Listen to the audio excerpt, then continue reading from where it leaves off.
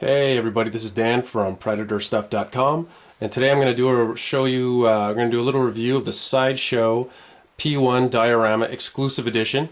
Sorry if this seems a bit shaky, but I didn't want to do this on the tripod because I want to be able to move around and stuff.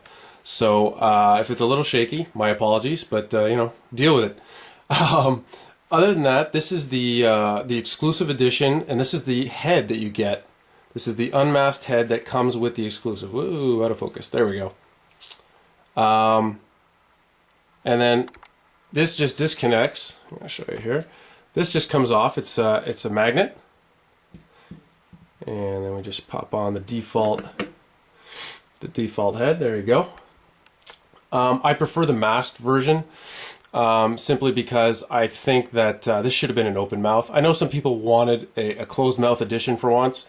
And obviously Sideshow listened to you guys and totally ignored me, which sucks. But to me, if you're going to do a closed mouth sculpt, it should be because you can pop a mask just right on top of it. Other than that, there was no reason to do it. I think open mouth would have been better. But they went with the closed mouth, and as such, I'm not really that much of a fan of it.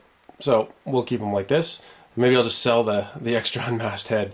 But anywho, other than that, the base is fantastic. Great detailing on the base. We'll zoom in a little bit here. The base looks great. I love it. I love the way it turned out. It looks great. Let's see. There we go. So that came out really good. The sculpt overall is nice.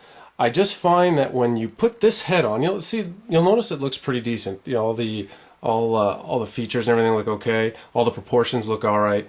But as soon as you pop on, if this will just come off, I find when you put this guy on, the head is too small.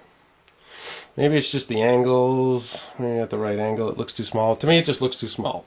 I know everybody likes to complain that the Hot Toys heads are too big and the Cinemaquette one is possibly too big, but I actually find this one's too small. Not a major issue, not obviously small, but I don't know, it just sort of bugs me. Anyways, the other thing that I thought was weird was that the cannon and the backpack are higher than his head. And in the movie, it's not like that. So I don't know if maybe it's just the angle, how they did the pose, but it's as though all this needs to be sunk back. Like, it's actually, if you look at him from the side, it's kind of like blocking his whole side view. And I don't remember it sticking up that much in the movie. But I'll go check it out. Anyways, aside from that, the sculpt is excellent. Beautiful sculpt. The paint is also very good. The armor looks fantastic. We'll zoom in, check out the armor. Armor looks great. Skin, not too bad. The only thing that's a bit weird is the paint, the spot patterns. I don't like how they just randomly threw spots all over the body like that, especially on the legs. It just looks weird. I mean, that's not how the spot pattern does, right? The spots are heavy in the dark, and then as the skin gets lighter, the spots get less and less. This is just spots just everywhere, thrown everywhere real quick. I know it's a pre-paint, but we're allowed to harp. And there's none on the body except for above the belt line. I could just zoom in. There you go. And it's also pretty heavily spread out all over his head. I don't remember that much being on his face, but hey, what can I do?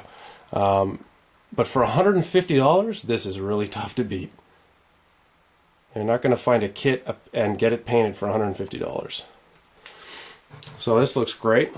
As far as parts go, here's the base. I just love the base. They really did a great job on it. The pose is fantastic.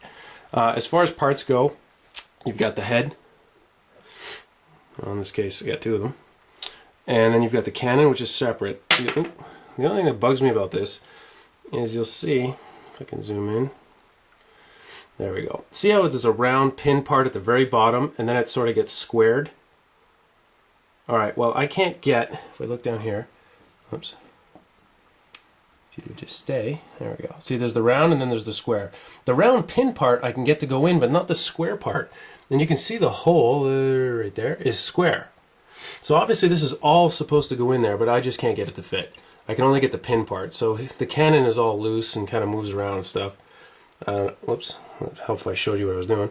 So there, you can see I can't get it in, so it's all loose. Maybe I'm just an idiot and I can't figure out how to get the square thing inside the square hole.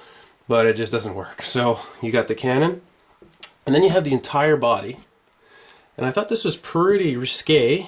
They shipped this with like the hands attached, with all the fingers, the blades, everything is already attached, and but everything survived. Looks like those engineers in the styrofoam department know what they're doing. So that looks cool. And then you've got the base, which comes apart. There you go. And you take this, and you can wall mount it. Or you can leave it on your shelf and you just pop that on there. So that's it. So that is the Sideshow diorama. We'll just put them back together real quick. And we'll show you once again the exclusive head. Love the way they did the eyes. Let's see if we can zoom in a bit here. The eyes are very detailed. That actually, the paint job on the head looks better in person than it does on the site. I wasn't too happy with how it looked on the site, but this is actually much better. The blades do not move in and out, obviously. And that's it. And this is not, this isn't like leather bits here or anything. This isn't a premium format statue.